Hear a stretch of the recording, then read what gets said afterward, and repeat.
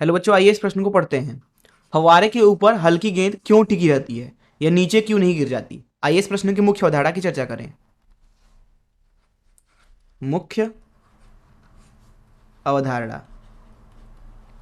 दरअसल तरल के बहाव के लिए बर्नौली ने प्रमेय दिया था। उन्होंने कहा कि अगर द्रव के अंदर अथवा गैस के अंदर घर्षण नहीं है, हम ऐसा मान लें, तो उस स्थिति में उसके प्रवाह के लिए हम ऊर्जा संरक्षण लगा सकते हैं।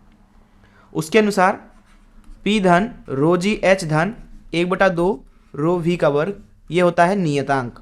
अब अगर हम मान लें कि H जो है वो भी नियत है प्रवाह के साथ, तो इस अवस्था में हम बोल सकते हैं कि P धन 1/2 रो V का वर्ग ये भी नियतांक के बराबर होगा। मान लीजिए K डैश नियतांक के बराबर है, तो यहाँ से हम देख सकते हैं कि जिस जगह पे गति ज़्यादा होगा वहाँ का दाब कम होना पड़ेगा, ताकि उनका योग जो है यहाँ पे वो नियतांक के बराबर रहे।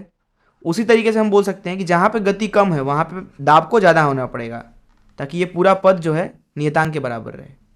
तो इस मुख्य अवधारणा का इस्तेमाल करके चलिए प्रश्न को हल करते हैं। यहाँ पे बात की जा रही है फव्वारे की, और पूछा जा रहा है कि गेंद उस पर क्यों टिकी रहती है। तो हम क्या करते हैं कि यहाँ पे एक पाइप का मुहड़ा बना लेते हैं कुछ इस तरीके से। मान लीजिए इस पाइप से हवा बाहर की तरफ निकल रही है, तो यहाँ से मान लीजिए हवा बाहर की तरफ कुछ इस तरीके से निकल रही है, बाहर की तरफ तेजी से। हम क्या करते हैं कि यहाँ पे ऊपर एक बॉल को रख देते हैं कुछ इस तरीके से, हल्की गेंद। तो क्या होता है, अगर अब हम हवा किस तरीके से प्रवाहित होगी उसके आकृति को बनाना चाहें, तो जो हवा होती है बॉल के किनारे किनारे से वो कुछ इस तरीके से आगे जाती है, कुछ इस तरीके से, कुछ इस तरीके से, कुछ इस तरीके से।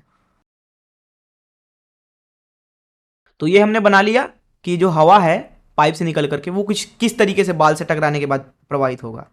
अब होता यह है कि जो हवा यहाँ से निकल रहा है पाइप के अंदर से, वो उसकी रफ्तार ज़्यादा होती है, अर्थात जो इधर की जो हवा है ये पूरी हवा जो है बहुत तेजी से निकल रहा है, तो इधर का जो रफ्तार है वो ज़्यादा है।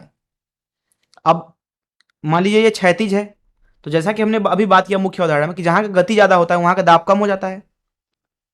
इसका मतलब है कि यहाँ का जो दाब होगा, जिसको हम P बोल देते हैं, वो दरअसल कम होगा वायुमंडलीय दाब से, P0 से। वायुमंडलीय दाब मतलब ये बाहर का दाब, वायुमंडलीय दाब जो कि है।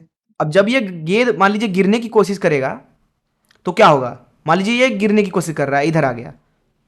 इस चीज को हम समझते हैं अच्छे से। तो क्योंकि इधर का जो दाब है वो कम है और इधर का दाब ज्यादा है, इसलिए इस गेंद के ऊपर वापस से इधर की तरफ बल महसूस होगा, तो वापस से ये यहां पे आ जाएगा वापस। इस तरीके से वो गिरता नहीं है।